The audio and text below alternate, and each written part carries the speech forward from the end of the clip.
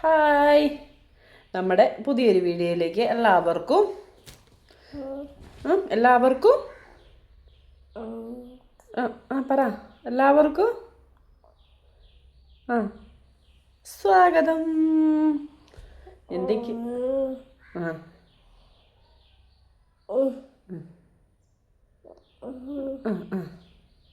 എല്ലാവർക്കും സുഖാണോ? എല്ലാവർക്കും എന്നല്ല, സുഖാണോ? എല്ലാവർക്കും സുഖാണോ? എന്തൊക്കെയുണ്ട് വിശേഷം? നമ്മൾ സുഖമായിട്ടിരിക്കുന്നു കേട്ടോ, കുഴപ്പമൊന്നുമില്ല, സുഖമായിട്ടിരിക്കുന്നു. ഇന്നെന്തോ ഇച്ചിരി ഹാപ്പിയിലാണ്, എടുത്തുകൊണ്ടിരിക്കുന്നതുകൊണ്ടാണെന്ന് തോന്നുന്നു കേട്ടോ. ഒത്തിരി പേര് ചോദിച്ചത് ആദൂട്ടിക്ക് എന്ത് പറ്റിയെന്നാണ്. അപ്പം നമ്മൾ ഉണ്ണിക്കുട്ടൻ്റെ ആക്സിഡൻറ്റിൻ്റെ കാര്യം പറഞ്ഞായിരുന്നു. അങ്ങനെ നമ്മൾ മണ്ണാർക്കാടൊക്കെ പോയി വന്ന് ഉണ്ണിക്കുട്ടന് മേലും കൈയൊക്കെ നല്ല വേദനയായിരുന്നു കേട്ടോ. നല്ല വേദന എന്ന് പറഞ്ഞാൽ നല്ല വേദന. അങ്ങനെ ഉണ്ണിക്കുട്ടനെ ഒരു 2 ദിവസം കഴിഞ്ഞപ്പോൾ എന്നോട് പറഞ്ഞു, അമ്മ എനിക്ക് പനിക്കുന്നുണ്ടെന്നാണ് തോന്നുന്നതെന്ന് പറഞ്ഞു. നമ്മൾ കേസൊക്കെ കൊടുത്ത് വന്നതിന് ശേഷമാണ് കേട്ടോ. അപ്പോൾ ചേച്ചീൻ്റെ മക്കളും ഉണ്ട്, അമ്മയുടെ അനിയത്തിയുടെ മോനുണ്ട്. നമ്മളെല്ലാം കൂടി ഹാളിൽ ഒരുമിച്ചാണ് കേട്ടോ പായല്ല, കുഞ്ഞിൻ്റെ തെറാപ്പീൻ്റെ ബെഡ് വിരിച്ചിട്ട് നമ്മളെല്ലാവരും കൂടി ഒരുമിച്ചാണ് കിടന്നത്. ചൂടുള്ള സമയം കേട്ടോ. അപ്പോൾ നമ്മളെല്ലാവരും കൂടി ഫാനൊക്കെ ഇട്ട് ഹാളിൽ കിടന്നു. നല്ല തണുപ്പാണ് ഹാളിൽ കിടന്നാൽ. അപ്പോൾ നമ്മളെല്ലാവരും കൂടി ഒരുമിച്ച് കിടന്നു. അപ്പോൾ ഉണ്ണിക്കുട്ടൻ എന്നോട് പറഞ്ഞു, എനിക്ക് തീരെ വയ്യ, മേലും കൈയൊക്കെ വേദനയാന്ന് പറഞ്ഞു. ഞാൻ പാരസെറ്റാമോൾ കൊടുത്തു. ഞാൻ പറഞ്ഞു, മോനെ ശരീരം മൊത്തം ഇളകിയതല്ലേ, അതിൻ്റെ ആയിരിക്കും കുഞ്ഞിന് വേദന എന്ന് പറഞ്ഞു. അന്നേരം രാത്രി നോക്കിയപ്പോൾ ഉണ്ണിക്കുട്ടന് വിറയ്ക്കുന്നു, പനിച്ചിട്ട്. കയ്യിൽ കുങ്കുമ കേട്ടോ. ഉണ്ണിക്കുട്ടനെ വിറയ്ക്കുന്നു. ആദൂട്ടി ഇങ്ങനെ ഇവിടെ തൊട്ടപ്പുറം ഞാൻ അങ്ങനെ, ഉണ്ണി അവിടെ അങ്ങനെയാണ് കേട്ടോ. അപ്പോൾ ഉണ്ണിക്കുട്ടനെ വിറയ്ക്കുന്നു. അപ്പം ഞാൻ പറഞ്ഞു, നമുക്ക് പോയി മരുന്ന് വാങ്ങാമെന്ന് പറഞ്ഞു. പിറ്റേന്ന് രാവിലെ ചേച്ചിയുടെ മോനും ഉണ്ണിക്കുട്ടനുമായി പോയി നമ്മുടെ ഇവിടുത്തെ ഹോസ്പിറ്റലിലാണ് പോയത്. അവിടെ ട്രിപ്പ് ഇട്ട് കിടന്നു. പിന്നെ ഒരു പനി വിട്ടു, തിരിച്ചു വന്നു. വൈകുന്നേരം ആയപ്പോൾ വീണ്ടും പനിച്ചു. വീണ്ടും പോയി ട്രിപ്പ് ഇട്ട് നമ്മൾ തിരിച്ചു വന്നു. അങ്ങനെ നമ്മൾ 2 ദിവസം പോയി. 2 ദിവസം പോയി കഴിഞ്ഞിട്ടൊന്നും മോന് പനി മാറുന്നില്ല കേട്ടോ. അപ്പോൾ നമ്മൾ എന്ത് ചെയ്തു, അന്നേരം അവരൊന്ന് ഡോക്ടർ പറഞ്ഞെന്ന് പറഞ്ഞു, ഇവിടുന്ന് മുറിവുള്ളതുകൊണ്ട് ഇൻഫെക്ഷൻ ആകാൻ സാധ്യതയുണ്ട് എന്ന് പറഞ്ഞെന്ന്. ഇൻഫെക്ഷൻ ആകാൻ സാധ്യതയുണ്ട്, അപ്പോൾ മദർ കെയറിൽ തന്നെ പോകേണ്ട വരും എന്ന് പറഞ്ഞു. അപ്പോൾ ഞാൻ എന്ത് ചെയ്തു, ഇവിടെ കുമ്പാളയം ഒരു സജ്ന എന്ന് പറഞ്ഞൊരു ഡോക്ടർ ഉണ്ട് കേട്ടോ. അങ്ങനെ തന്നെയാണെന്ന് തോന്നുന്നു, താവളവേ സെഹിയൻ പള്ളീൻ്റെ അവിടെയുള്ളൊരു നല്ല മേടാണ് കേട്ടോ. ഉണ്ണിക്കുട്ടനെ അവിടെ കൊണ്ടുപോയി കാണിച്ചു. ഉണ്ണിക്കുട്ടനെ അവിടെ കാണിക്കാൻ പോകുമ്പോൾ തൊട്ട് ആദൂട്ടിക്ക് ചെറുതായിട്ടൊരു ചൂടുണ്ട്, ചെറുതായിട്ടൊരു പനിയുടെ ലക്ഷണമുണ്ട്. അപ്പോൾ ഉണ്ണിക്കുട്ടനെ കാണിച്ചപ്പോൾ മേഡം പറഞ്ഞു, നമുക്ക് എന്തായാലും അഡ്മിറ്റാക്കി ആൻറ്റിബയോട്ടിക് എടുക്കണം. കാരണം ഇവിടെയൊക്കെ പൊട്ടലുള്ളത് കൊണ്ട് അത് പഴുക്കാനുള്ള സാധ്യത, ഇൻഫെക്ഷൻ തലയിലേക്ക് കയറാനുള്ള സാധ്യത കൂടുതലാണ്, നമുക്ക് അഡ്മിറ്റാക്കാമെന്ന് പറഞ്ഞു. അപ്പോൾ നമ്മുടെ ഉണ്ണിക്കുട്ടന് ഹോസ്പിറ്റലിൽ കിടക്കണ്ട. അപ്പോൾ ഞാൻ പറഞ്ഞു, വേണ്ട, നമുക്ക് നീ 2 ദിവസം കിടക്കുക. അപ്പോൾ ചേച്ചിയുടെ മോനുണ്ട്, അവൻ നിൽക്കാമെന്ന് പറഞ്ഞു. അപ്പോൾ അങ്ങനെ ഉണ്ണിക്കുട്ടനും നമുക്കേ അത് പോലീസ് സ്റ്റേഷനിൽ നിന്നൊരു കോൾ വന്നേ, ഉണ്ണിക്കുട്ടൻ്റെ ആക്സിഡൻറ്റിൻ്റെ കാര്യത്തിന്. അന്നേരം അതിന് ചെറിയൊരു ചൂടുണ്ട്. ഞാൻ അവിടെ നിന്ന് വെച്ച് നോക്കി. ഞാൻ സിസ്റ്റർമാരോട് പറഞ്ഞു, കുഞ്ഞിൻ്റെ ചീട്ടും കൂടി എടുത്ത്, ഒരു ചെറിയ ചൂട് നമുക്കുണ്ടെന്ന് പറഞ്ഞു. നോക്കിയപ്പോൾ പനിയുണ്ട്. അപ്പോൾ സിസ്റ്ററെ കാണിച്ചപ്പോൾ സിസ്റ്റർ എന്നോട് പറഞ്ഞു, കുഴപ്പമൊന്നുമില്ല, പേടിക്കണ്ട എന്ന് പറഞ്ഞു. അപ്പം എപ്പോൾ പോയാലും നമുക്ക് ഇവരുടെയൊക്കെ അവസ്ഥ അറിയാവുന്നതുകൊണ്ട്, ആദൂട്ടീൻ്റെ പോലെയുള്ള മക്കളുടെയൊക്കെ അവസ്ഥ സിസ്റ്റർക്ക് നന്നായിട്ട് അറിയാം. സിസ്റ്റർ പറഞ്ഞു, ആൻറ്റിബയോട്ടിക് തരാം, അഥവാ കുറഞ്ഞില്ലെങ്കിൽ കൊടുക്കണം എന്ന് പറഞ്ഞു കേട്ടോ. നമ്മൾ വീട്ടിൽ വന്നു. ആദ്യത്തെ ദിവസം നമ്മൾക്ക് ഉണ്ണിക്കുട്ടനും ചേച്ചിയുടെ മോനും അവിടെ നിന്നു.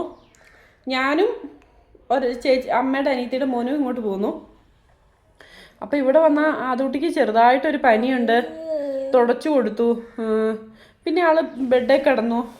അങ്ങനെ പിറ്റേന്ന് രാത്രി ആയപ്പം ആദൂട്ടിക്ക് പനിന്ന് പറഞ്ഞിട്ടുണ്ടല്ലോ, 108, 104, 105 ഇതേ ലെവലിൽ പോവുകയാണ് കേട്ടോ. ഞാൻ എന്ത് ചെയ്തു, പെട്ടെന്ന് ആൻറ്റിബയോട്ടിക് എടുത്തു കൊടുത്തു. ആൻറ്റിബയോട്ടിക് കൊടുത്തു കഴിഞ്ഞാൽ ഞാൻ വിചാരിച്ചു പനി വിടുമായിരിക്കുമെന്ന് വിചാരിച്ച്. അന്ന് ആദ്യത്തെ ദിവസം ഉറങ്ങിയില്ല, ഞാനും ഉറങ്ങിയില്ല, അതും ഉറങ്ങിയില്ല. അതും ഒരു ഇച്ചിരി അങ്ങനത്തെ ഇങ്ങനെ ചവിട്ടി ഇങ്ങനെ അങ്ങ് തെറിപ്പിക്കും കേട്ടോ. എന്നെ തെറിപ്പിക്കുന്നുണ്ട്. പിന്നെ അമ്മയുടെ അനിയത്തിയുടെ മോനുണ്ട്, ഞാൻ അവനോട് പറയും, അമ്പാടിക്കുട്ട ഇച്ചിരി വെള്ളം എടുക്കും, കുഞ്ഞിന് തുടച്ചു കൊടുക്കട്ടെ എന്ന് പറയും. അവൻ തുടയ്ക്കാൻ കൂടും, അവൻ എല്ലാത്തിനും കൂടും കേട്ടോ. ചേച്ചിയുടെ മോനാണെങ്കിലും അവൻ എല്ലാത്തിനും കൂടി. അതുകൊണ്ട് ബഹളം എന്ന് പറഞ്ഞിട്ടുണ്ടെങ്കിൽ സഹിക്കാൻ പറ്റാത്ത ബഹളമാണ് കേട്ടോ.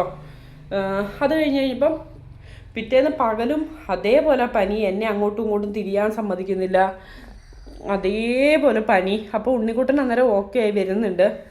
ഫുള്ള് രാവിലെ തൊട്ട് ഫുള്ള് പനിയാണ്. പിന്നെ പനി കുറയണേ ഇല്ല. അത് കഴിഞ്ഞപ്പോൾ കരച്ചിലെന്ന് പറഞ്ഞിട്ടുണ്ടെങ്കിൽ ഭയങ്കര കരച്ചിലാണ്. അപ്പോൾ ഈ മേഡത്തിൻ്റെ മരുന്ന് കൊടുത്തിട്ടുണ്ടെങ്കിൽ ഒന്നല്ലെങ്കിൽ 2 ദിവസം കഴിയുമ്പോൾ പനി വിടുന്നതാണ്. വിഷയമൊന്നും വരാറില്ല, ആൾ ഉഷാറായി വരുന്നതാണ്. അപ്പം ഞാൻ വിചാരിച്ചു ഒന്നല്ലെങ്കിൽ 2 ദിവസം കഴിയുമ്പോൾ വൈറൽ പനി ആയിരിക്കും, മാറുമായിരിക്കും എന്ന് വിചാരിച്ചിരുന്നു. അപ്പോൾ ഉണ്ണിക്കുട്ടനെ 3-ാമത്തെ ദിവസം ഉണ്ണിക്കുട്ടനെ ഡിസ്ചാർജ് ആക്കുന്നതിൻ്റെ അന്ന് ആദൂട്ടിക്ക് പനിയായിട്ട് പൊള്ളുവാണ്. അപ്പോൾ ഞാൻ എന്തുണ്ടെങ്കിലും ഞാൻ താഹിരേനെ വിളിക്കും കേട്ടോ. ഞാൻ താഹിരേനോട് പറഞ്ഞു, താഹിര കുഞ്ഞിന് വയ്യ, ഭയങ്കരമായിട്ട് മേല് പൊള്ളുന്നുണ്ട്, എന്താ ചെയ്യേണ്ടതെന്ന് ചോദിച്ചു. അപ്പോൾ താഹിര എന്നോട് പറഞ്ഞു, ചേച്ചി എന്നാൽ ഒരു കാര്യം ചെയ്യുക, കോട്ടത്തറ നമ്മുടെ തന്നെ ആശുപത്രി, നമ്മൾ ഫിസിയോതെറാപ്പിക്ക് പോകുന്നത് നമ്മുടെ ആശുപത്രി തന്നെയാണ് കേട്ടോ. ഫിസിയോതെറാപ്പിക്ക് പോകുന്ന ആശുപത്രി 5 കൊല്ലമായിട്ട് ഇവിടെയല്ലേ, നമ്മൾ ഡെയിലി പോകുന്നില്ലേ, ചേച്ചി അവിടെ കൊണ്ടുപോയി കാണിക്കാൻ പറഞ്ഞു. അപ്പോൾ ഞാൻ അവിടെ നമ്മുടെ കാഷ്വാലിറ്റി കൊണ്ടുപോയി കാണിച്ചു. കാഷ്വാലിറ്റി കൊണ്ടുപോയി കാണിച്ചു കഴിഞ്ഞപ്പോൾ ഡോക്ടർ എക്സ്റേ എടുക്കാമെന്ന് പറഞ്ഞു. അന്നേരം ഒന്നും മരുന്ന് കൊടുത്തിട്ടൊന്നും പനി കുറയുന്നില്ല കേട്ടോ. അതിൻ്റെ ഇടയ്ക്ക് മെഫ്താലിൻ കൊടുത്തായിരുന്നു, പനി കൂടുന്ന മരുന്ന്, പനി കുറയുന്ന മരുന്ന്. നമ്മൾ നനച്ച് തുടച്ചിട്ട് ഒരു തുണി വെച്ച് ഫുള്ള് നനച്ച് തുടയ്ക്കുക. പക്ഷെ ഒരു 5 മിനിറ്റ് കഴിയുമ്പോഴത്തേക്കും അതിനേക്കാൾ ശക്തിയായിട്ട് പനിക്കുക കേട്ടോ. അന്നേരം എക്സ്റേ എടുത്തു, ബ്ലഡ് ടെസ്റ്റിന് കൊടുത്തു, എല്ലാം കൊടുത്തു കേട്ടോ. അന്നേരം തന്നെ അവർ പെട്ടെന്ന് കാര്യങ്ങളൊക്കെ ചെയ്തു. നനച്ച് തുടയ്ക്കുന്നുണ്ട്, ഇഞ്ചക്ഷൻ വെക്കുന്നുണ്ട്, എല്ലാം ചെയ്യുന്നുണ്ട്. പക്ഷേ നമ്മുടെ ആദൂട്ടിക്ക് പനി കുറയുന്നില്ല. അങ്ങനെ എക്സ്റേ എടുത്ത് കഴിഞ്ഞപ്പോൾ പറഞ്ഞു ന്യൂമോണിയയുടെ തുടക്കമാണ്, വീട്ടിൽ പോകണ്ട, നമുക്ക് അഡ്മിറ്റ് ആക്കാമെന്ന് പറഞ്ഞു. ഞങ്ങൾ അഡ്മിറ്റ് ആക്കി. അപ്പോൾ ആദൂട്ടീനെയും കൊണ്ട് നമുക്ക് ഹോസ്പിറ്റലിലെ വാർഡിൽ നിൽക്കാൻ പറ്റിയല്ല, നമ്മൾ പേ വാർഡ് എടുത്തു. ഉണ്ണിക്കുട്ടൻ അന്നേരത്തേയും വീട്ടിൽ വന്നു കേട്ടോ. നമ്മൾ പേ വാർഡ് എടുത്തു അവിടെ നിന്നു. ആദ്യത്തെ ദിവസം ഇതേപോലെ തന്നെ എന്നെ ചവിട്ടി തെറിപ്പിക്കുവാണ്. ഭയങ്കര ബഹളം എന്ന് പറഞ്ഞാൽ ഭയങ്കര ബഹളവും കരച്ചിലും. ഈ ആൻറ്റിബയോട്ടിക് സ്റ്റാർട്ട് ചെയ്തു. അന്ന് രാത്രി ഉറങ്ങിയില്ല. അങ്ങനെ 4-5 ദിവസം ആ ആൻറ്റിബയോട്ടിക്ക് പോയിട്ട് ആദൂട്ടിക്ക് യാതൊരു കുറവുമില്ല കേട്ടോ. ഭയങ്കര പനി എന്ന് പറഞ്ഞിട്ടുണ്ടെങ്കിൽ അപ്പുറത്ത് വീട്ടിൽ കുഞ്ഞാവ് അറിയുന്നുണ്ട്, ഭയങ്കര പനി. അയ്യോ, അത് കഴിഞ്ഞ് 5 ദിവസം കഴിഞ്ഞപ്പോൾ യൂറിൻ ടെസ്റ്റ് ചെയ്യാമെന്ന് പറഞ്ഞ് യൂറിൻ ടെസ്റ്റിന് കൊടുത്തു. അന്നേരം യൂറിനിൽ ഇച്ചിരി ഇൻഫെക്ഷനും കാര്യങ്ങളൊക്കെ കാണിച്ചു. അപ്പോൾ സാറ് പറഞ്ഞു നമുക്ക് ഡോസ് കൂടി ആൻറ്റിബയോട്ടിക് കൊടുക്കാമെന്നും പറഞ്ഞ് അന്ന് തൊട്ട് ആദൂട്ടിക്ക് ഡോസ് കൂടി ആൻറ്റിബയോട്ടിക് കൊടുത്തു. ആദൂട്ടിക്ക് ചെറിയ കരച്ചിലും കാര്യങ്ങളും ഉണ്ടെങ്കിലും പനി വിട്ടു കേട്ടോ. 8 ദിവസം ആ പനി 105, 104 അങ്ങനെ നിന്ന് രാപ്പകലില്ലാതെ കുഞ്ഞിന് പനിച്ചു. മറ്റേ ആൻറ്റിബയോട്ടിക്കിൽ ആദൂട്ടിക്ക് പനി കുറഞ്ഞു വന്നു, കുഴപ്പങ്ങളൊന്നുമില്ല. അങ്ങനെ ഒരു 2 ദിവസം ഉറങ്ങി. അന്നേരം തൊട്ട് ഈ ചേട്ടൻ രാവിലെ ചോറ് തിന്നുമ്പോൾ എൻ്റെ കയ്യിൽ, ഉച്ചയ്ക്ക് രാവിലത്തെ ഫുഡ് കഴിക്കുമ്പോൾ ചോറല്ല, രാവിലത്തെ ഫുഡ് കഴിക്കുമ്പോൾ എൻ്റെ കയ്യിൽ, ഉച്ചയ്ക്കത്തെ ചോറ് തിന്നുമ്പോൾ എൻ്റെ കയ്യിൽ, ചായ കുടിക്കുക എല്ലാം ഫുൾ ടൈം എൻ്റെ കയ്യിൽ, നിലത്ത് കിടക്കുന്നില്ല കേട്ടോ. ഞാൻ ആശുപത്രിയിൽ നിന്ന് ഇടയ്ക്കൊന്ന് വീട്ടിൽ വരും, എന്നിട്ട് ഞാനൊന്ന് വീടൊന്ന് ക്ലീൻ ചെയ്തിട്ട് ഓടും. അങ്ങനെ പനിയെല്ലാം കുറഞ്ഞ് കുഴപ്പങ്ങളൊന്നുമില്ല. ആ സമാധാനത്തിൽ ഇവിടെ വന്ന് കറണ്ട് വന്നു അല്ലേ. കസേരയിൽ നിന്ന് ഒച്ച കിട്ടി, ഞങ്ങൾ ചെട്ടിപ്പോയി. ഇവിടെ വന്ന് പിറ്റേ ദിവസം ഭയങ്കര കരച്ചിലെന്ന് പറഞ്ഞാൽ ഭയങ്കര കരച്ചിൽ. അപ്പോൾ ഞാൻ ഇവിടുത്തെ സാറിനെ വിളിച്ചു. ഞാൻ പറഞ്ഞു സാറേ ഇങ്ങനെ അവൻ ഭയങ്കര കരച്ചിലാന്ന് പറഞ്ഞു. അപ്പോൾ സാറ് പറഞ്ഞു ഗ്യാസിൻ്റെ മരുന്ന് കൊടുത്ത് നോക്ക്, ചിലപ്പം ഗ്യാസിൻ്റെ ആയിരിക്കും എന്ന് പറഞ്ഞു. അപ്പം അങ്ങനെ ഗ്യാസിൻ്റെ മരുന്ന് കൊടുത്തു. ഒരു രക്ഷയില്ല. രാത്രി ഒന്നും കരച്ചിൽ നിർത്തുന്നില്ല കേട്ടോ. കരച്ചിലെന്ന് പറഞ്ഞാൽ അമ്മാ മതി, കാല് വെച്ചങ്ങ് നമ്മൾ കിട്ടങ്ങ് കുത്തിയിട്ടങ്ങ് ചവിട്ടി തെറിപ്പിക്കും. അമ്മാതിരി കരച്ചിൽ നിൽക്കുന്നില്ല. എന്നിട്ട് നമ്മൾ കൊണ്ടുപോയി കാണിച്ചു. യൂറിൻ ബാഗ് ഇട്ടിട്ട് യൂറിൻ പിടിച്ചിട്ട് കൾച്ചറിന് അയക്കാമെന്ന് പറഞ്ഞു. അങ്ങനെ അയച്ചു. അവിടെ ടെസ്റ്റ് ചെയ്തപ്പോഴും മൂത്രത്തിൽ ഇൻഫെക്ഷൻ കാണിക്കുന്നുണ്ട്. അപ്പം അങ്ങനെയെല്ലാം കൊടുത്ത് അയച്ചു. നമ്മൾ ഇവിടെ വന്നിട്ട് ഈ 2 ദിവസവും ഈ മരുന്ന് കൊടുത്തിട്ടൊന്നും ഒരു രക്ഷയില്ല. അപ്പോഴത്തേക്ക് എനിക്ക് മാനസികമായിട്ട് എനിക്ക് ഭയങ്കര വിഷമമാകാൻ തുടങ്ങി. കരച്ചിലെന്ന് പറഞ്ഞാൽ നമുക്ക് ആർക്കും സഹിക്കാൻ പറ്റാത്തത്രയും കരച്ചിലാണ് കേട്ടോ. കാരണം ഉണ്ണിക്കുട്ടൻ്റെ ആക്സിഡൻറ്റ് കഴിഞ്ഞാൽ പിന്നെ ഞാൻ മാനസികമായിട്ട് താന്നു പോയി. നമ്മുടെ അന്നേരം തൊട്ട് നമ്മുടെ വീഡിയോ നോക്കിയാൽ അറിയാം. ഞാൻ താന്നു പോയി. അപ്പോൾ ആദൂട്ടീൻ്റെ അസുഖവും കൂടി അതെന്നെ വല്ലാണ്ട് അങ്ങ് ബാധിച്ചു കേട്ടോ.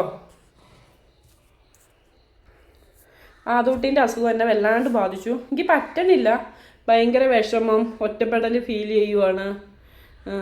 മക്കളെല്ലാം ഉണ്ട് അവർ ചേച്ചീൻ്റെ മക്കളൊക്കെ ആശുപത്രിയിൽ ഞങ്ങൾ വരുന്നതിൻ്റെ തലേന്ന് പോവുകയും ചെയ്തു കേട്ടോ. കാരണം ഒരാൾ 10ാം ക്ലാസ് കഴിഞ്ഞതായിരുന്നു, പിന്നെ ക്ലാസ് തുടങ്ങാനും കാര്യങ്ങളുമായി. പിള്ളേർ വന്നിട്ട് 1 മാസമായിട്ടോ അവർ പോവുകയും ചെയ്തു. പിന്നെ ഞാനും ഉണ്ണിക്കുട്ടനും മാത്രം കരച്ചിൽ കരഞ്ഞിട്ട് ഉണ്ണിക്കുട്ടൻ്റെ അടുത്ത് നിൽക്കുന്നില്ല. എനിക്കും സങ്കടം, മൊത്തത്തിൽ ഞങ്ങൾക്ക് 2 പേർക്ക് സങ്കടം.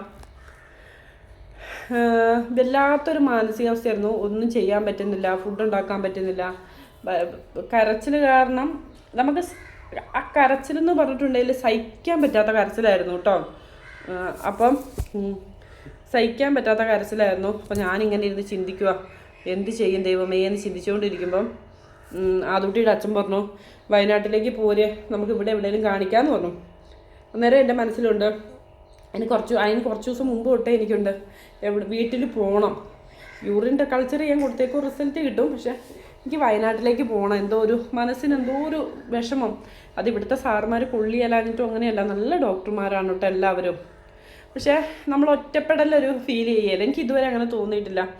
വല്ലാത്തൊരു ഒറ്റപ്പെടൽ, ഞാൻ എന്തൊക്കെയോ ആയിപ്പോകുന്ന ഒരു മാനസികാവസ്ഥ. അങ്ങനെ എൻ്റെ ഒരു ഫ്രണ്ട് ഉണ്ട് സംഗീത, അവരെ വിളിച്ച് ഞാനിങ്ങനെ പോകുന്ന കാര്യം പറഞ്ഞു. അവർ വണ്ടിയും കൊണ്ട് വരുവാണ്. അപ്പോൾ വയനാട്ടിൽ പോയിട്ട് സംഭവിച്ചതും ഒക്കെ നമുക്ക് വേറൊരു വീഡിയോ പറയാം. എൻ്റെ മുഖത്തേക്ക് നോക്കുന്ന കണ്ടില്ലേ, മുഖത്തേക്ക് നോക്കിയാൽ നിർത്തിക്കോണം എന്നാട്ടോ. ഉണ്ടോ, ഷേപ്പ് മാറാൻ തുടങ്ങി.